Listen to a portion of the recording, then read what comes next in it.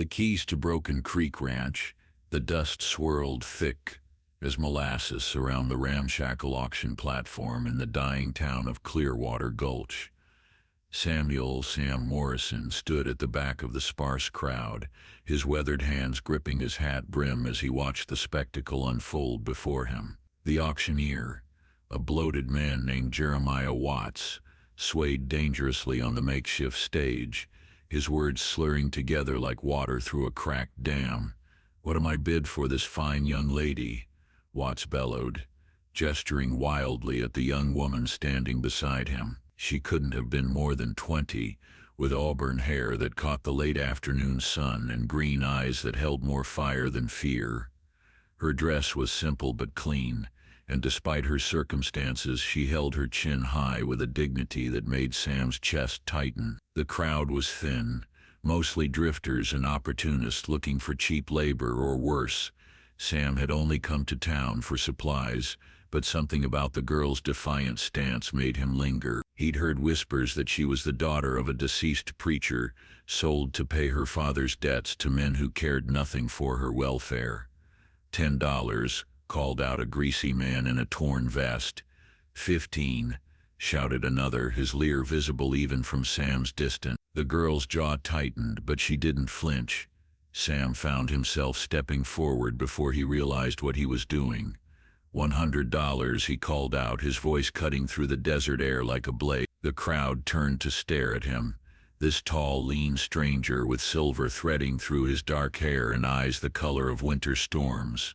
Watts nearly fell off the platform in his surprise. "Did you say 100?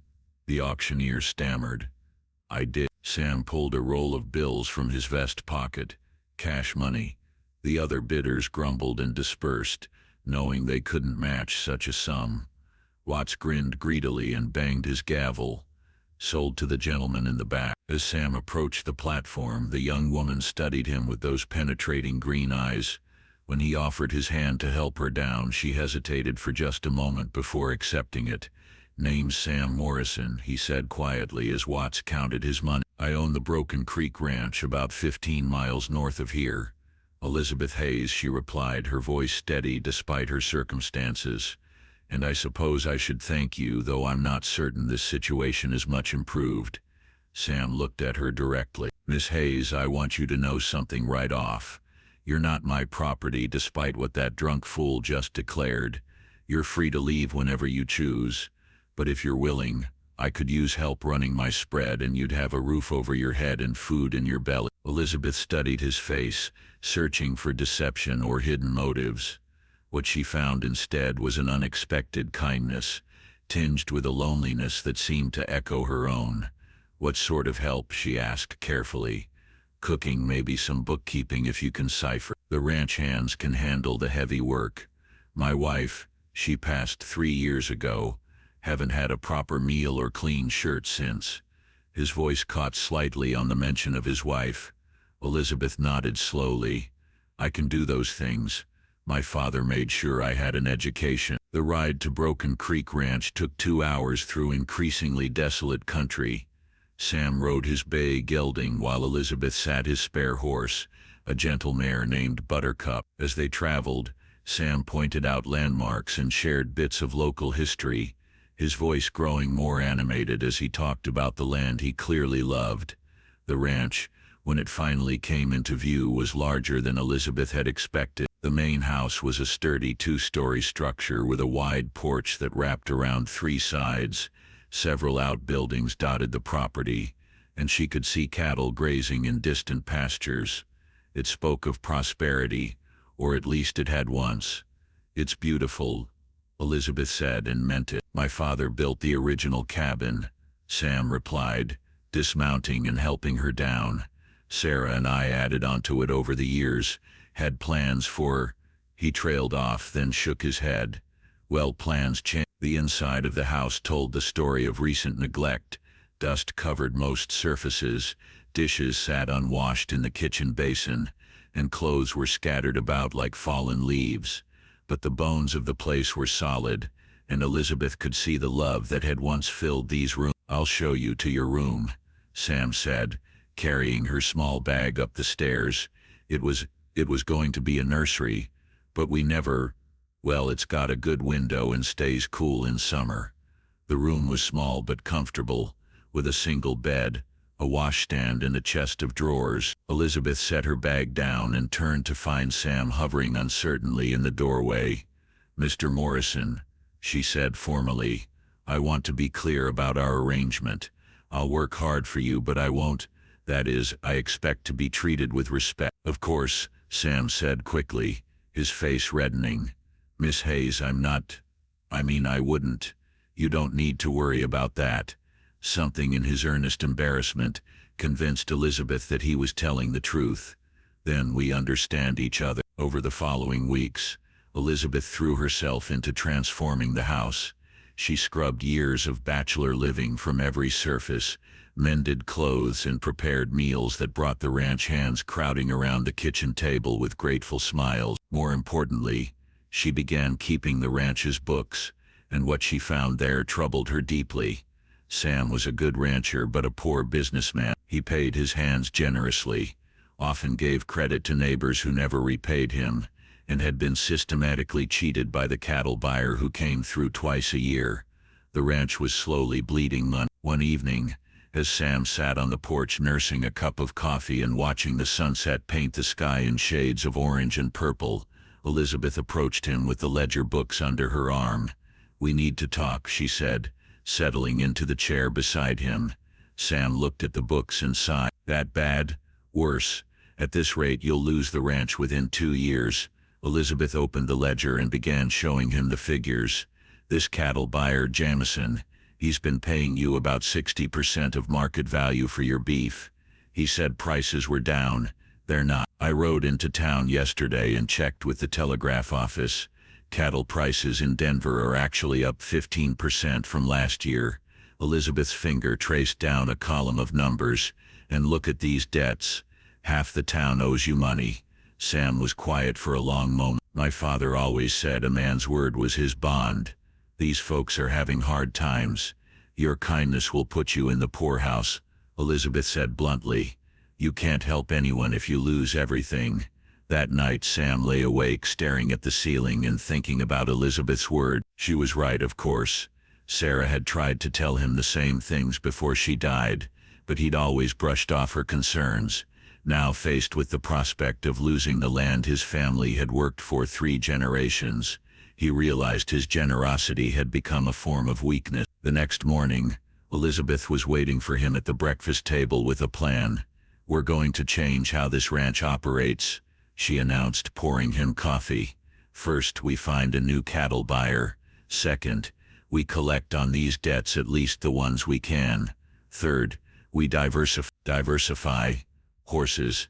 There's good money in breeding horses for the cavalry. Your land is perfect for it, and you've got the water rights to support a larger operation." Elizabeth spread out papers she'd been working on. "I've done the calculation. If we can make these changes, the ranch will be profitable within 18 months. Sam studied her plans, amazed at the thoroughness of her research. "You've been busy. I don't like losing," Elizabeth said simply. "And I've grown fond of this place." The changes weren't easy. Sam had to have difficult conversations with neighbors about outstanding debts, and finding a new cattle buyer meant traveling to 3 different towns to make contacts. But Elizabeth was relentless in her pursuit of efficiency, and slowly, the ranch's fortunes began to turn. The horse breeding program was her particular passion. She had an instinctive understanding of bloodlines and conformation that impressed even Sam's most experienced hands. Within 6 months they had acquired 3 excellent mares and a stallion with impeccable lineage. "Where did you learn so much about horses?" Sam asked one evening as they watched the new stallion Thunder pace his paddock.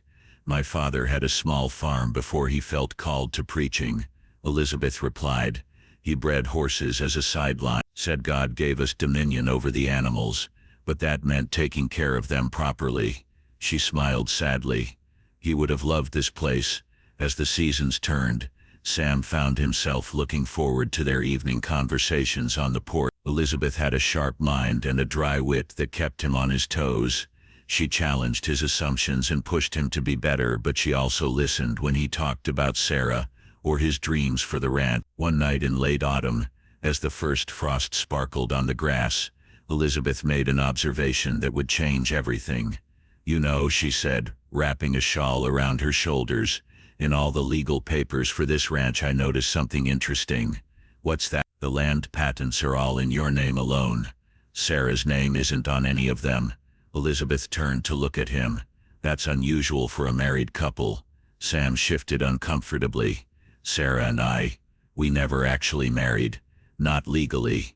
Elizabeth raised an eyebrow but didn't seem shocked. "Common law?" "Not even that, really. She was already married when we met.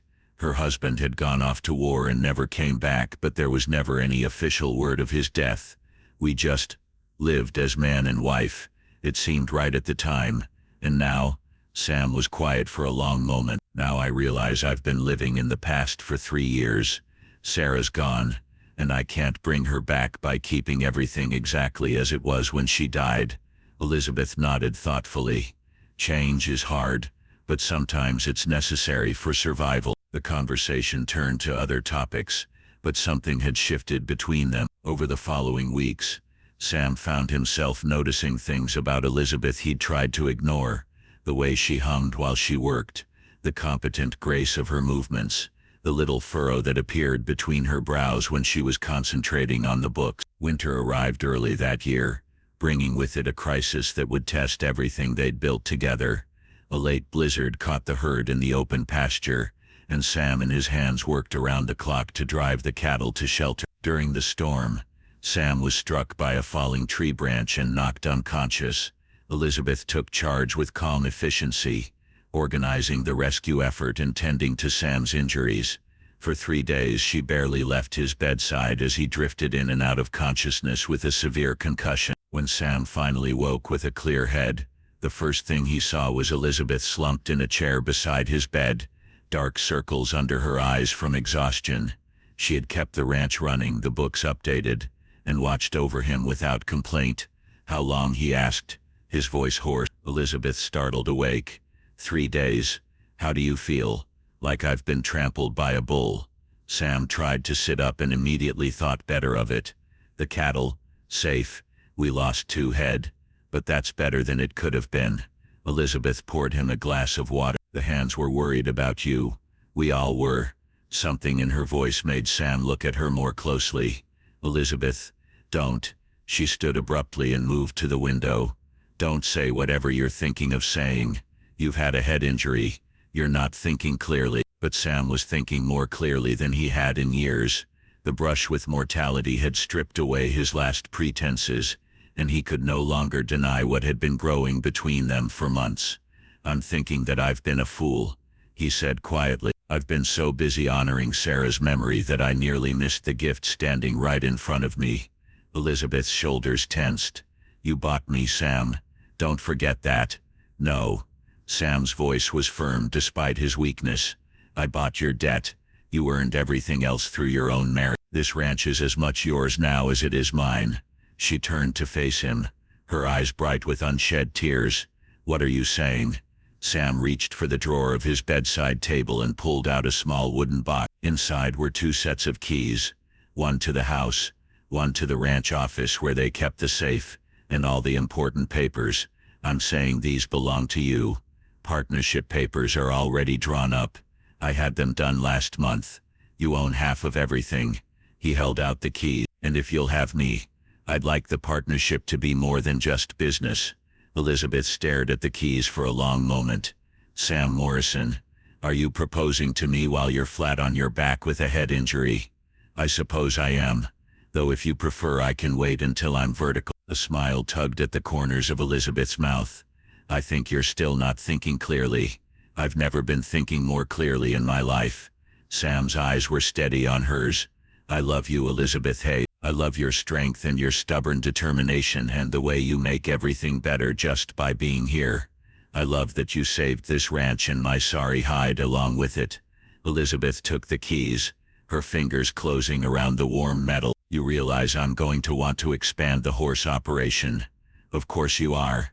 And I think we should add some sheep. Wool prices are good. Whatever you think best. And I want to modernize the kitchen and add a proper office. Sam grinned despite the pounding in his head. Is that a yes? Elizabeth leaned down and kissed him gently. That's a yes, you impossible man.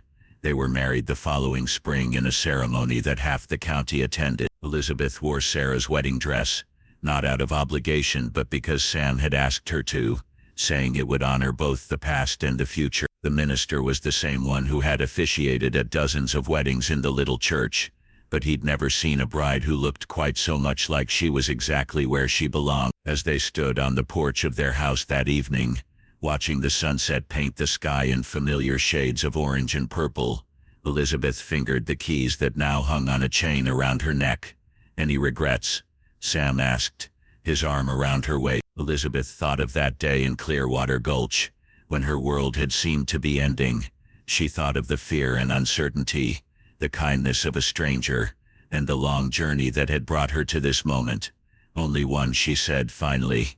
Sam raised an eyebrow. I wish I could go back and tell that scared girl on the auction block that sometimes the worst day of your life is actually the first day of something wonderful. Sam pulled her closer and kissed the top of her head. I think she would have figured it out eventually. She was always the smart one in this partnership. As the stars emerged in the darkening sky, Elizabeth smiled and touched the keys again. They were more than metal now, they were symbols of trust, of love, and of a future they would build together on the solid foundation of mutual respect and shared dream. The Broken Creek Ranch prospered under their joint leadership, becoming one of the most successful operations in 3 counties. But more than that, it became a home filled with laughter, love, and the knowledge that sometimes the most unexpected gifts come disguised as the worst possible circumstances. And on quiet evenings, when the work was done and the cattle were settled for the night, Sam and Elizabeth would sit on their porch and watch the sunset, grateful for the day a lonely rancher and a desperate girl found their way to each other in a dusty town that time forgot.